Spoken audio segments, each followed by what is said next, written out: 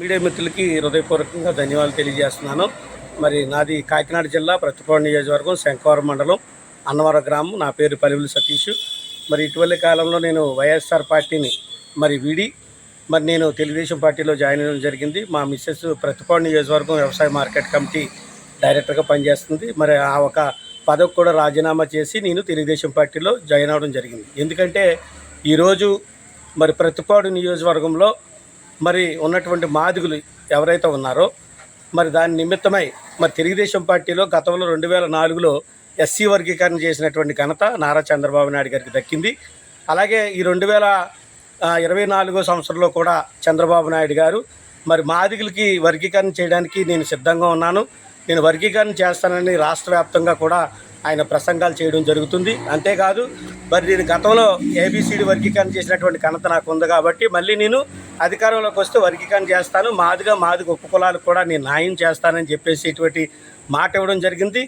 గతంలో వర్గీకరణ ఆయన చేశాడు కాబట్టి ఆ మాట మాదిగలందరూ కట్టుబడి ఉన్నారు. ఎందుకంటే మాదిగులు కట్టుబడి ఉన్నారని నిదర్శనం ఈరోజు మందాకృష్ణ మాది గారికి కూడా కూటమికి మద్దతుగా ఆయన ప్రకటించడం జరిగింది. అదే బాటలో రాష్ట్రంలో ఉన్నటువంటి ప్రతి మాదిగపేటలో కూడా మాదిగలందరూ కూడా సైకితమయ్యి తెలుగుదేశం పార్టీని నెగ్గించేటువంటి ప్రయత్నంలో భాగంగా రామకృష్ణ గారిని కూడా కలవడం జరిగింది. రామకృష్ణ గారిని కలిసి రామకృష్ణ గారితో మాట్లాడినప్పుడు మందాకృష్ణ గారు కూడా మీకు మాదిగులు మొత్తం అందరూ కూడా తెలుగుదేశం పార్టీ ఉన్నారు, మాదిగులు అంటే తెలుగుదేశం పార్టీ అంటే మాదిగులు, మీ ఒక భుజస్కంధాల మీద వేసుకొని తెలుగుదేశం పార్టీని నెగ్గించవలసిన బాధ్యత మీ మీద ఎంతైనా ఉందని చెప్పడం జరిగింది. అందులో భాగంగానే మేము తెలుగుదేశం పార్టీలో 150 మంది మాదిగులు అన్నవరం గ్రామంలో వరుపులు సత్యప్రభ రాజా గారి సమక్షంలో నిన్న మేము జాయిన్ అవ్వడం జరిగింది. అంతేకాకుండా రాష్ట్ర మాదిగ రిజర్వేషన్ పోరాట సమితి అధ్యక్షులు ఆకుమర్తి చిన్న మాదిగ గారు కూడా నిన్న రావడం జరిగింది. ఆయన కూడా నారా చంద్రబాబు నాయుడు గారి చేతుల మీద ఆయన కూడా జాయిన్ అవ్వడం జరిగింది. మేము అందరం కలిసి ప్రతిపాడు నియోజకవర్గంలో వరుపులు సత్యప్రభ గారిని అఖండ మెజార్టీతో గెలిపించడానికి మాదిగులు మా వంతు కృషి చేస్తాము. ఈరోజు జగన్మోహన్ రెడ్డి గారు మాటలు చెప్పడమే తప్ప ఎస్సీలకి ఏమి చేసింది ఏమీ లేదు తప్ప బట్టలు దొక్కితే ప్రజలకు సంక్షేమం అంటారు, కానీ ఒక పక్కన సంక్షేమం వల్ల ఏమీ లాభం లేదు. ఈరోజు రాష్ట్రం అతరాకుతంలో పడిపోయింది. ఈరోజు మందు తాగుతున్న వారందరూ కూడా ఆరోగ్యానికి అనారోగ్యానికి గురైపోతున్నారు. ఈరోజు రాష్ట్రంలో మద్యపానం నిషేధం అని చెప్పేసి అంచులవారీగా చేస్తారని ఇంకా మద్యపానాన్ని ఇంకా పెంచేటువంటి పరిస్థితి, మందులో కూడా నాణ్యత లేదు. మందు తాగడం వల్ల చాలామంది ఇబ్బందులు పడుతున్నారు, అనారోగ్యాలు పోదలైపోతున్నారని కూడా ఈ సభముఖంగా మేము తెలియజేస్తున్నాను. నిజంగా ఈరోజు ఈ రాష్ట్రంలో జగన్మోహన్ రెడ్డి గారు దళితులకు చేసింది ఏమీ లేదు. కార్పొరేషన్స్ అవుతూ ఉన్నాయి, కానీ ఎస్సీ కార్పొరేషన్లో మాది కార్పొరేషను, మాల కార్పొరేషను, రెల్లి కార్పొరేషన్ అనేటువంటి పెట్టి అక్కడ కార్పొరేషన్లో జీరో, అసలు అక్కడ అమౌంట్ 3 రూపాయలు కూడా లేనటువంటి పరిస్థితి మేము చూస్తున్నాం. ఈరోజు నిజంగా మాదిగల్ని దళితుల్ని అలాగే మోసం చేయడం జగన్ గారికి తగదు. ఈరోజు ఎస్సీ సప్లైన్ అంటే కోట్ల రూపాయల నిధులు ఉన్నటువంటి పరిస్థితి ఉంది.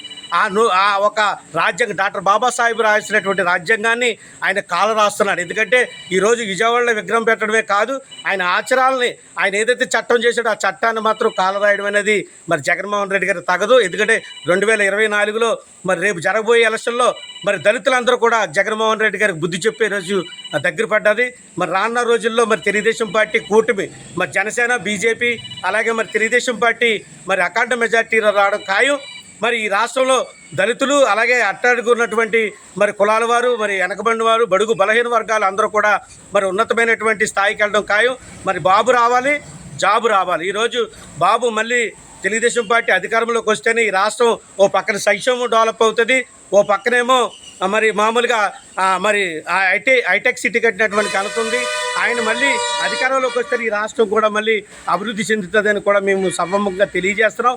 ఈరోజు చాలామంది మాటలు చెప్పేదానికే కానీ చేతల్లో పనుల్లో ఏమీ ఇది లేదు. ఇవాళ రేట్లు చూస్తే చాలా పెరిగిపోయాయి. ఒక పక్కనేమో ఆటో డ్రైవర్లు కానీ, ఓ పక్కనేమో ట్యాక్సీ డ్రైవర్లు కానీ, ఒక పక్కనేమో ఆడవారు చేయూత, ఇవన్నీ కూడా పథకాలు ఇస్తున్నారు, కానీ రేట్లు చూస్తే బేవచ్చంగా పెరిగిపోయి ఉన్నాయి. ఈ చేతి ఇవ్వడం ఆ చేతితో లాగేయడం అనే దానికి ప్రజలంతా చెప్తున్నారు. జగన్మోహన్ రెడ్డి గారి మాటలు నమ్మడానికి జనాలు ఏమి సిద్ధంగా లేరు. సిద్ధమైతే అదంతా కూడా రానున్నటువంటి 2024 ఎలక్షన్లో మొత్తం భూస్థాపన చేసేటువంటి పరిస్థితి కనబడుతుంది. మరి రానున్న రోజుల్లో చంద్రబాబు నాయుడు గారు అధికారంలో రావడం ఖాయం. మరి ఈరోజు మరి ఎవరైతే యువత ఉందో మరి చదువుకున్న యువత అందరికీ కూడా మరి ఉపాధి కల్పించేటువంటి కూడా ఒక ఖాయమని కూడా ఈ సభాముఖంగా మేము తెలియజేస్తున్నాం. మరి నిజంగా మరి రాజా గారు చనిపోయారు. మరి ఆయన నిజంగా ఈ పార్టీకి, తెలుగుదేశం పార్టీకి సేవలు, అనేకమైన సేవలు అందించారు. ఆ తెలుగుదేశం పార్టీలో ప్రతిపాడు నియోజకవర్గంలో పేద బడుగు బలహీన వర్గాలకి ఆయన ఒక ట్రస్ట్ పెట్టి యూటీఎఫ్ అనేటువంటి ట్రస్ట్ ద్వారా అనేకమైనటువంటి సేవలు చేసినటువంటి ఘనత మరి స్వర్గీయ మరి వరుపుల రాజా గారికి దక్కింది. ఆ వరుపుల రాజా గారి సతీమణి వరుపుల సత్యప్రభ గారు అఖండ మెజార్టీతో నెగ్గలని మరి ప్రతిపాడు నియోజకవర్గంలో ఉన్నటువంటి మాది ఉపకులాలు, దళితులు కూడా మరి ఆవిడికి అండగా ఉంటారని ఈ సభముగా తెలియజేస్తూ సెలవు తీసుకుంటాను.